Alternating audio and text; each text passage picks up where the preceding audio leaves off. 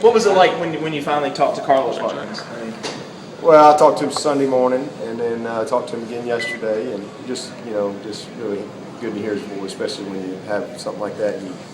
You're out of contact, and you're just getting secondhand information. So it's good to finally be able to talk to him and just just express to him how happy I was that he's okay, and just also offer him our condolences for the loss of his cousin. So just tough situation, but it's good to speak with him.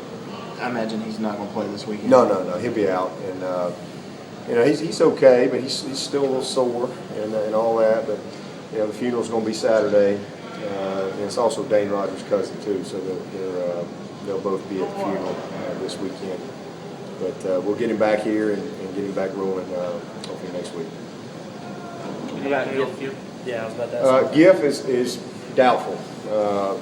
Still having some symptoms. I don't get involved in all that stuff. I just whoever they say is ready to play, that's who we get ready to play. But who's going to play for him?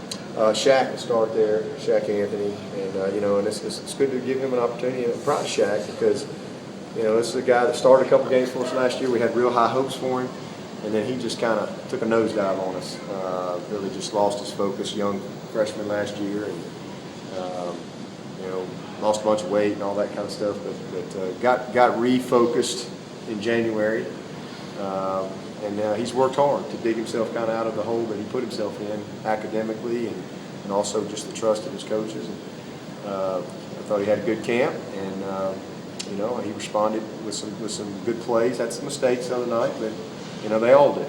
But he responded with some good plays, and it's his opportunity to go and see what he can do. And then Joe Gore is, he's had knee surgery, but he's back rolling. So hopefully he'll get a little time as well, and see if we can get something out of him. And then Mike Lane will also be in the mix. He's going to probably stay at left tackle though right now with Brandon. So that's how we'll go into the game. And we're fortunate. It's one of the things I talked to you guys about before the year. Is I really felt like that we had more depth in the offensive line than we've had. There's been times around here where you lose one guy, and man, we're in panic mode around here. But I think that we're in a situation now where we're just kind of, hey, next man up, and that is a good situation. And we still got some young guys that just hadn't played a lot. That when their opportunity comes, I think will be ready. That are still developing. But that's how we'll start and go with it and see how it turns out. How about anybody else? I think we talked about yesterday the same guys. BJ is still questionable. He practiced Tuesday, and still felt like he had some headaches and stuff. So again, that's just one of those deals that until we know that they're clear and ready to go, you just don't put them back out there. So we really need to get him back as soon as possible, because especially Lucy Keller, we're getting pretty thin at backer. Stefano worked well in the Georgia game. Yeah. Stefano's the other one. I think I mentioned him yesterday.